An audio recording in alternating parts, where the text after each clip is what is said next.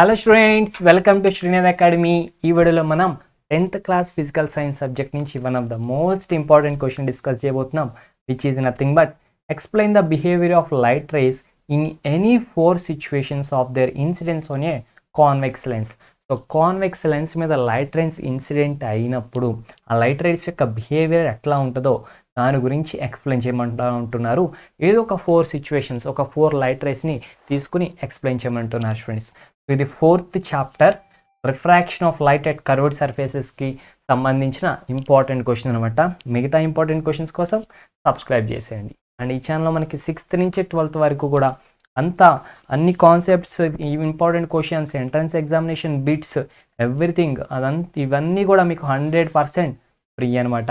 So అందుకోసం మీ ఛానల్ని subscribe చేసుకుని వీడియోస్ని లైక్ చేసి మీ ఫ్రెండ్స్కి షేర్ చేయండి స్టూడెంట్స్, ఓకేనా.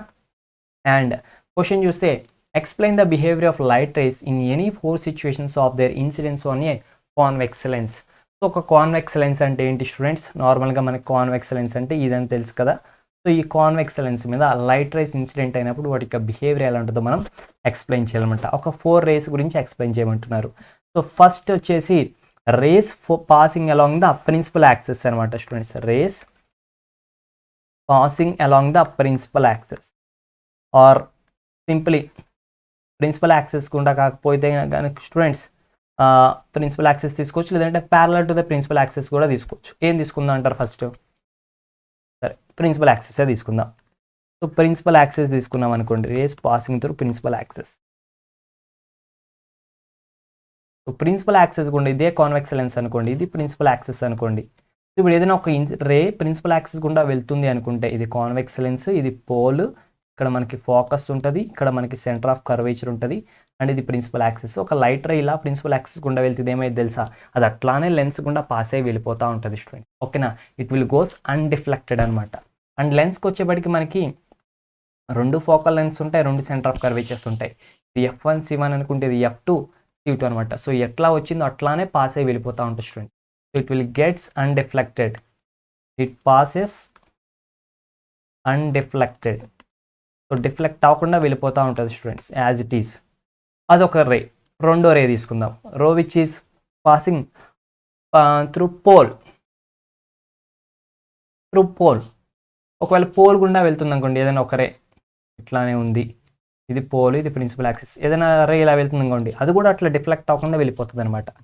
So it also goes undeflected, అట్లానే వెళ్ళిపోతుంది.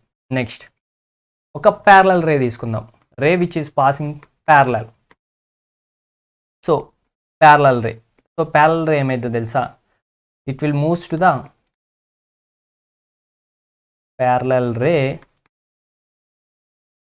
passes through focus after reflection. After refraction.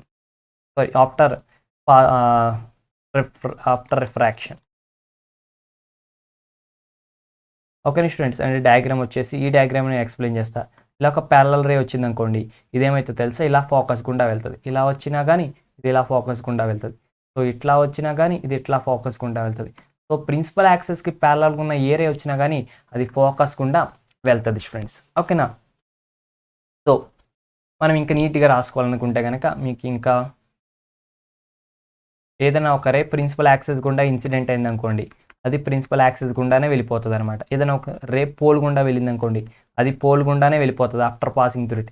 ఏదైనా ఒక రే ప్యారలల్గా ఇన్సిడెంట్ అయింది అనుకోండి, ఆఫ్టర్ దట్ అది ఫోకస్ గుండా వెళ్తుంది అనమాట, ఫోకస్ గుండా ట్రావెల్ అవుతుంది. ఇంకొక రే తీసుకుందాం, ఇది ఫోకస్ నుంచి వెళ్తుంది. ఫోకస్ నుంచి వెళ్ళే రే ఎలా వెళ్తుంది అంటే ప్యారలల్ అయిపోతుంది అనమాట, ప్యారలల్ అయిపోతుంది. సో డయాగ్రామ్ డ్రా చేస్తాను చూడండి. సో ఇది కాన్వెక్స్ లెన్స్, ఇది ప్రిన్సిపల్ యాక్సెస్, ఓకే స్టూడెంట్స్. ఇది ఫోకస్ F2, ఇది సెంటర్ ఆఫ్ కర్వేచర్ C2, ఇది ఫోకస్ F1, ఇది సెంటర్ ఆఫ్ కర్వేచర్ C1.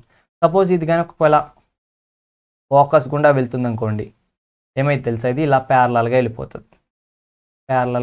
వెళ్ళిపోతుంది అనమాట స్టూడెంట్, ఓకేనా. ఇంకోటి ఇట్లా ఫోకస్ గుండా వెళ్తే కనుక ఇది ఇలా ప్యారలల్ రే అయిపోతుంది అనమాట, ఇన్సిడెంట్ రే అనేది, ఓకేనా స్టూడెంట్స్.